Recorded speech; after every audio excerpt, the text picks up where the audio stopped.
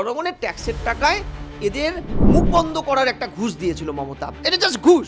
মমতা ব্যানার্জি 2024-এর 22শে মে থেকে আজকে জুন মাস, এই টেনিওরে কতদিন সময় পেয়েছিলেন? 1 বছরের উপরে। তিনি কোনো সার্ভে করলেন না কেন? লোক দেখানো, লোক ঠকানো, সি আর ডি গ্রুপদের চাকরিহারাদের মুখ বন্ধ করার একটা কৌশল নিলাম। এবার এটা অচিরে হাইকোর্ট সুপ্রিম কোর্টে উড়ে যাবে, চ্যালেঞ্জ হবে, উড়ে যাবে, আইনি বৈধতা পাবে না। ফলে আমি এদের কাছে বলতে পারবো, আমি তো চেয়েছিলাম হাইকোর্ট সুপ্রিম কোর্ট এখন বিজেপির বিরোধী দলের মতন কাজ করে। তাদের জন্য লড়লো কারা? সেই বামপন্থী ক্ষেতমজুরি ইউনিয়নের কোনো একজন কমরেড তুষার ঘোষের করা মামলায় আপনাদেরই চাকরি খেকো তকমা দেওয়া অ্যাডভোকেট বিকাশ রঞ্জন ভট্টাচার্য লড়লেন। তিনি কোনোভাবেই আন্তরিক নন, প্রান্তিক মুসলমান বা প্রান্তিক হিন্দুদেরকে ইনক্লুশন করে নিয়ে মূল স্রোতে এনে তাদের ডেভেলপমেন্ট করা। তাই ইচ্ছাকৃতভাবে এইসব কাজ করছেন। এইসব কলেজ বিশ্ববিদ্যালয়ের একটা বড় অংশ তৃণমূল নেতাদের গজিয়ে উঠেছে বেআইনিভাবে। তারা ছাত্র পেয়ে গেল, সরকারি শিক্ষা ব্যবস্থা ভারসাম্য হয়ে গেল, সরকারি শিক্ষা ব্যবস্থা শিক্ষক রিক্রুটমেন্টের দায়টাও মমতা ব্যানার্জির ঘাট থেকে সরে গেল। অর্থাৎ 3টে কৌশল নিলেন মমতা। আজকে একটা কাজ দেখান যেটা হাইকোর্ট সুপ্রিম কোর্ট ধাক্কা না দিলে সরকার এগিয়েছে। সুপ্রিম কোর্ট হাইকোর্টের অর্ডার মানে না। পোর্টালে বলা হচ্ছে 7% ওবিসি, মানে 66টা ওবিসি সম্প্রদায়কে নিয়ে এগোন। আচ্ছা, আদালতে গ্রুপ সি গ্রুপ ডি এর যে মামলা চলছিল সেখানে বিচারপতি অমৃতা সিংহ রায় তিনি তার রায় দিয়েছেন। আগামী 25শে সেপ্টেম্বর পর্যন্ত রাজ্যের তরফ থেকে যে মূলত ভাতা দেওয়ার কথা বলা হচ্ছে তা সম্পূর্ণভাবে মূলত একদিকে যেমন খারিজ করেছে, অন্যদিকে 25শে সেপ্টেম্বর পর্যন্ত দিতে পারবে না, অন্তর্বর্তী স্থগিতাদেশ দিয়েছে। রাজ্যের কাছে এটা কত বড় ধাক্কা? কোনো ধাক্কাই নয়। আজকের এই স্থগিতাদেশের রায়টি মমতা ব্যানার্জির পলিটিক্যাল জয়, তার যে দুর্নীতি সেটার জয়, তার থেকে মানে এই দুর্নীতির থেকে তার মানে সুন্দরভাবে পাশ কাটিয়ে যাওয়ার জয়। এবং এই যে আমি দিতে চাই, আমার সদিচ্ছা আছে, হাইকোর্ট দেয়নি, বিরোধীরা দেয়নি, এই যে রাজনৈতিক ভাষ্যটা 26-এর নির্বাচনের আগে, এই প্লটটা কিন্তু তার তৈরি হলো। দেখো, C&D গ্রুপ সবচেয়ে বেশি নাকি দুর্নীতি ওখানটা হয়েছে। এবং এমন একটা দুর্নীতি যেখানে মাননীয় সুপ্রিম কোর্টও যে টেম্পোরারি রিলিফটা দিয়েছিল শিক্ষকদের জন্য, মাননীয় শিক্ষকদের জন্য, এদের জন্য দেয়নি। সেটাই মমতা ব্যানার্জি, তৃণমূল সরকার, তার দলের নেতামন্ত্রীরা এই C&D গ্রুপে সবচেয়ে বেশি নাকি চাকরিটা বিক্রি করেছে।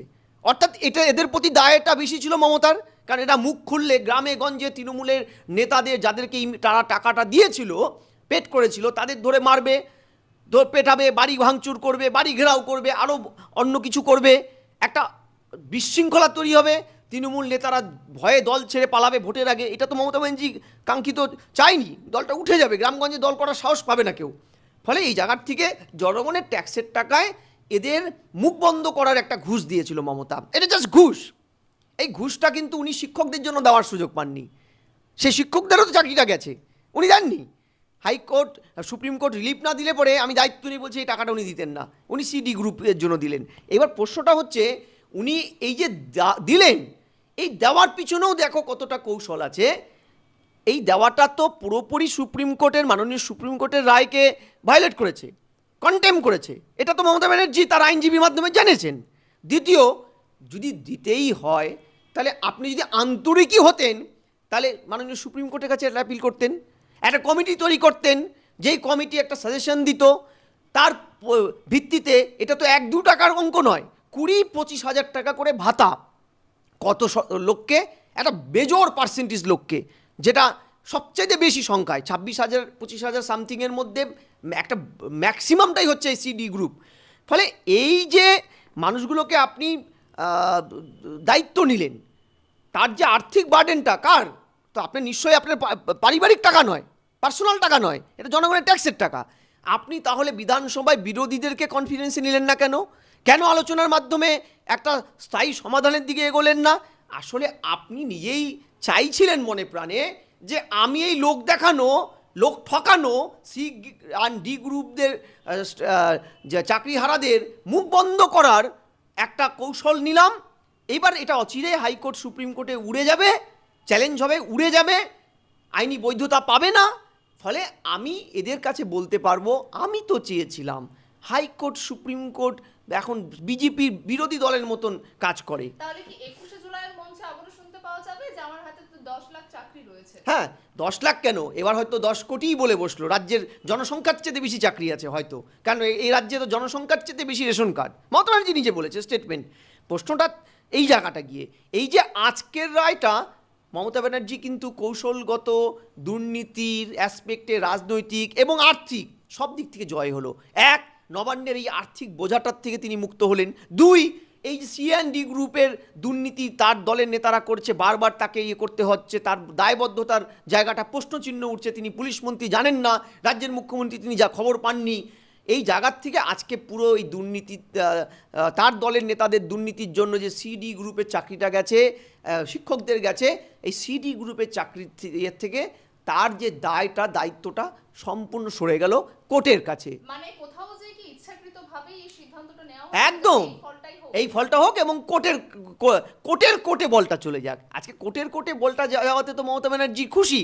অর্থাৎ এন্টায়ার চিত্রে আপনি ওবিসি দেখুন, ওবিসি, আচ্ছা ওবিসি নিয়ে মমতা ব্যানার্জি 2010 সালের বামেদের যে ভুল একটা সার্ভে, ওবিসি AB ডিভাইড করে তড়িঘড়ি করে 42টা কমিউনিটিকে 6 মাসের মধ্যে সার্ভে করে ঢুকিয়ে দিলেন।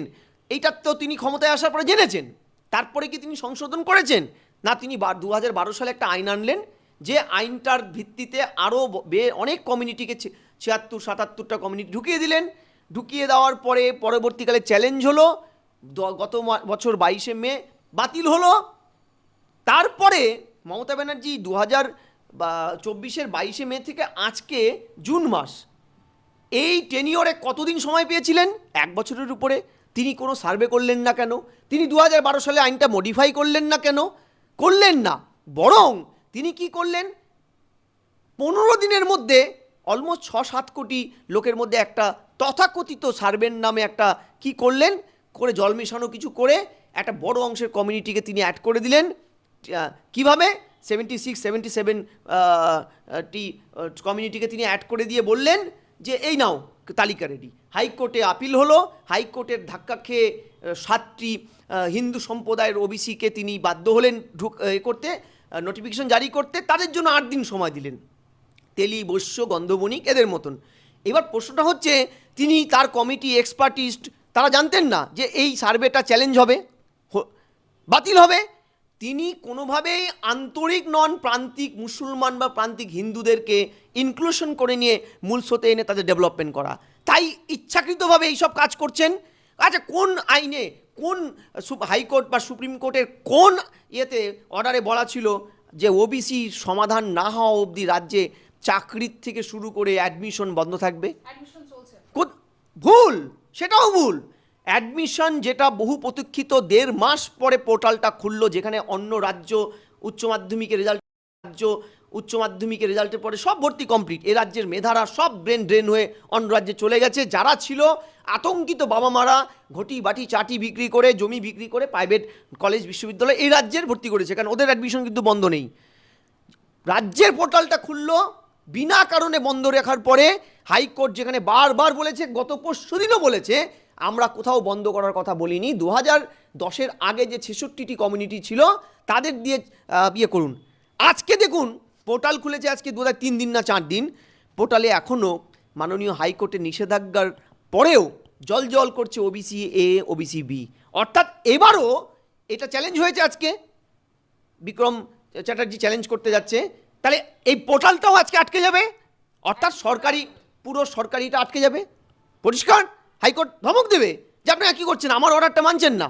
ঠিক যেমন হাইকোর্টে নিষেধাজ্ঞার পরেও ক্যালকাটা মিউনিসিপ্যাল কর্পোরেশনে চাকরির বিজ্ঞাপনে ওবিসি A, B স্প্লিট করে 2জন আধিকারিক করে বিজ্ঞপ্তি জারি করেছে, তাদেরকে হাইকোর্ট ডেকে পাঠিয়েছে, ক্ষমা চেয়েছে।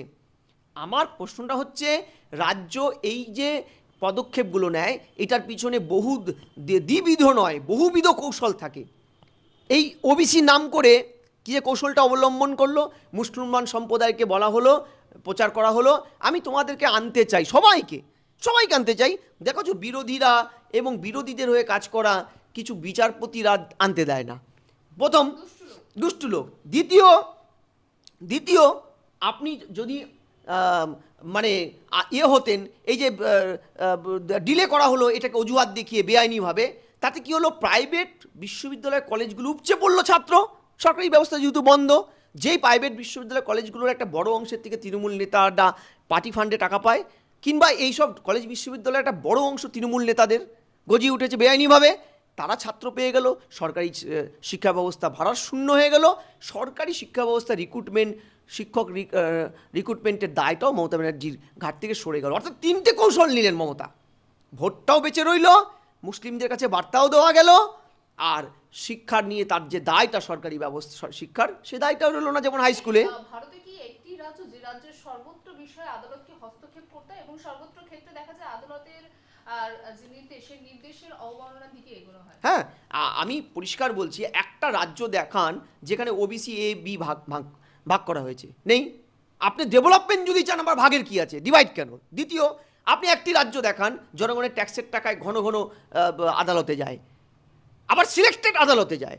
আপনি এই যে ধরুন 100 দিনের কাজ, 3 বছর ধরে রাজ্য সরকারের 100 দিনের কাজ সেন্ট্রাল বন্ধ রেখেছে, তাদের আইন আছে, 27 নম্বর আর্টিকেলে পরিষ্কার লেখা আছে, সেন্ট্রাল গভর্নমেন্ট যেহেতু বেশি টাকা দেয়, তিনি যদি দেখেন যে অন্য কোনো একটা স্টেট গভর্নমেন্ট দুর্নীতি করছে বা সেন্ট্রালের এই প্রকল্প নিয়ে নয়ছয় করছে, তিনি বন্ধ রাখতে পারেন, তিনি সার্ভে করতে পারেন, তিনি তদন্ত করতে পারেন।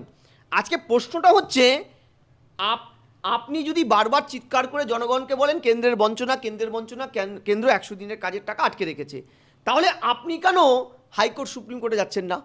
এর আগে তো মহারাষ্ট্র, কেরালা, রাজস্থান হাইকোর্ট সুপ্রিম কোর্টে গিয়ে তাদের প্রাপ্য টাকাটা চেয়ে নিয়ে এসছে, তা আর্টিকেল 130-এ আছে ওখানটা মনরেগার আইনে। আপনি যাচ্ছেন না কেন? যেখানে অভিষেক বাবু দলের একজন নেতা, সরকারের কোনো পার্ট নয়, তাকে বাঁচাতে সকালে কেস হলে বিকালে গিয়ে আপনারা সুপ্রিম কোর্ট হাইকোর্টের দরজা খুলে ধাক্কা দিয়ে বিচারপতিকে তুলে নিয়ে এসে রায়টা বের করে নেন। অনুব্রতকে বাঁচাতে সকাল এসে আসানসোল আদালতের দরজা খুলে পুরনো কেস দিয়ে তাকে বের করার চেষ্টা করলেন, দিল্লিতে যাতে তাকে নিয়ে যাওয়া না হয়। আমার প্রশ্নটা হচ্ছে, এখানে গেলেন না কেন? এখানেও তো সেই সাধারণ মানুষগুলো যারা চিড়ে চ্যাপটা 100 দিনের কাজের উপর যাদের পেটে ভাত চলে, যারা 3 বছর ধরে কাজটা পাচ্ছে না বলে পরিযায়ী শ্রমিক হয়ে বাইরের রাজ্যে চলে গেছে, তাদের জন্য লড়লো কারা? সেই বামপন্থী ক্ষেতমজুরি ইউনিয়নের কোনো একজন কমরেড তুষার ঘোষের করা মামলায় আপনাদেরই চাকরি খেকো তকমা দেওয়া অ্যাডভোকেট বিকাশ রঞ্জন ভট্টাচার্য লড়লেন। আপনি গেলেন না কেন? আপনি গেলে যে পুরো দুর্নীতিটা বাইরে প্রকাশ পেয়ে যাওয়ার একটা ভয় থাকবে। হাইকোর্ট তাই রায়টা দিয়েছে, কিন্তু প্রত্যেকটা পরতে রাজ্যের দুর্নীতির উপরে এতটাই বীতশ্রদ্ধ, এতটাই ভরসা হারিয়েছে যে রায়টায় পরিষ্কার 4টে পয়েন্ট ধরে দিয়ে বলেছে, যেটা ভারতবর্ষের ইতিহাসে এই প্রথম, যে কেন্দ্রীয় এই প্রকল্পটা রাজ্য চালাতে পারলেও শর্ত আরোপ করবে কেন্দ্র, প্রত্যেকটা জেলায় মনিটরিং করবে কেন্দ্র, শর্ত আরোপ করবে কেন্দ্র, আইন তৈরি করে স্পেশাল আইনে রাজ্যকে বাউন্ড করবে, এটা দুর্নীতি যাতে মুক্ত করা যায় কেন্দ্র, আর টাকাটা রাজ্যকে বাইপাস করে এই 100 দিনের কাজের যারা বেনিফিশিয়ারি তাদের অ্যাকাউন্টেও পাঠাবে কেন্দ্র। এটা কি বাঙালি হিসেবে আপনার গর্বের না লজ্জা? আগামীতে প্রশ্ন আসবে আইএস ডাব্লিউবিসিএস পরীক্ষায়, যে ভারতবর্ষে একটি রাজ্যের নাম বলুন যেখানে কোর্ট রাজ্যটাকে চালায়, জনগণের দ্বারা নির্বাচিত সরকার সেটাকে চালায় না, সেটা হবে পশ্চিমবঙ্গ। আজকে একটা কাজ দেখান যেটা হাইকোর্ট সুপ্রিম কোর্ট ধাক্কা না দিলে সরকার এগিয়েছে। সুপ্রিম কোর্ট হাইকোর্টের অর্ডার মানে না। পোর্টালে বলা হচ্ছে 7% ওবিসি, মানে 66টা ওবিসি সম্প্রদায়কে নিয়ে এগোন ভর্তিটায়, তারপরেও তাকে বুড়ো আঙ্গুল দেখিয়ে এখনও 4তম দিন আজকে পোর্টাল চলছে কি দিয়ে? 17% রিজার্ভেশন দিয়ে। তাহলে আপনি ভাবুন কোন রাজ্যে আপনি আছেন। একটা রাজ্যের একটা দল যাদের মুখপাত্র প্রকাশ্যে কোনো আইনজীবীর রায় পছন্দ না হলে তাকে সরাসরি কুরুচিকর মন্তব্য করছেন, বিলো দ্য বেল অ্যাটাক করছেন, যেখানে পরিষ্কার আইনে লেখা আছে এই ধরনের বিচারপতিদের বিরুদ্ধে বলা মানে গণতন্ত্রের পক্ষে ভয়ানক বিপজ্জনক। এখানে সুমোটো করতে পারে, Supreme Court must start to take suo motu in this steps, ফলে নিতে পারে। এখানে শুধু তাই নয়, আজকে যেখানে আপনি আমাদের গণতন্ত্রের প্রস্তাবনায় লিবার্টি, ইকুইটি, ফ্র্যাটার্নিটির আগে দেওয়া হয়েছে জাস্টিসকে রাখা হয়েছে। জাস্টিস এতটাই ইম্পর্টেন্ট যে একটা পিলার অফ দ্য ডেমোক্রেসি, সেই জাস্টিসকে নিয়ে অ্যাটাক করছে। রাজশেখর মান্তার বাড়ির সামনে আপনি রায় পছন্দ না হলে পোস্টার দিয়ে দিচ্ছেন, প্রকাশ্যে দেখা যাচ্ছে কারা দিচ্ছে, তৃণমূলে কোন নেতারা, পুলিশ তাদেরকে আজও অ্যারেস্ট করেনি। এই যে নবান্নের $14 থেকে কন্ট্রোল করার চেষ্টা হচ্ছে আইন ব্যবস্থাটাকে, এতে তো পরিষ্কার এই রাজ্যে জনগণের সম্পূর্ণ বিরোধী একটি সরকার এক্সিস্ট করছে, চলছে, এবং তারা কৌশলগত মিথ্যাচারের মাধ্যমে জনগণকে মাথায় ঘোল ঢেলে টুপি পরিয়ে দিনের পর দিন ক্ষমতায় আসীন হয়ে আছেন। এবারও তাই আজকে মুসলিমদেরকে বলতে হচ্ছে আপনাদের জন্য তো আমরা করতে চাই, হাইকোর্ট নামক একটি বিজেপি দল তিনি তা করতে দিচ্ছে না। ভাবুন কত বড় বিপজ্জনক ব্যাপার, তাই না? এইটাই তো প্রশ্ন। C&D গ্রুপের আজকে ভাতার যে স্থগিতাদেশ, যেটা এক্সপেক্টেড ছিল, এটাই হওয়ার কথা ছিল, সেটা কিন্তু মমতার দুর্নীতির জয় হলো। মমতার দায়টা এড়িয়ে যাওয়ার পথ প্রশস্ত হলো। এদের প্রতি আর কোনো মমতার ন্যূনতম দায় রইল না। আর 26-এর নির্বাচনের আগে তৃণমূলকে নতুন রাজনৈতিক ভাষ্য দিল যে আমরা তো চেয়েছিলাম, কোর্ট দেয়নি, আইন ব্যবস্থা প্রতিবন্ধক হয়েছিল, আমাদের সদিচ্ছা ছিল, কোর্টের প্রতিবন্ধকতায় আমরা দিতে পারলাম না। বাংলা হান্টের আরো খবর দেখতে নজর রাখুন। বাংলা খবর মানেই বাংলা হান্ট।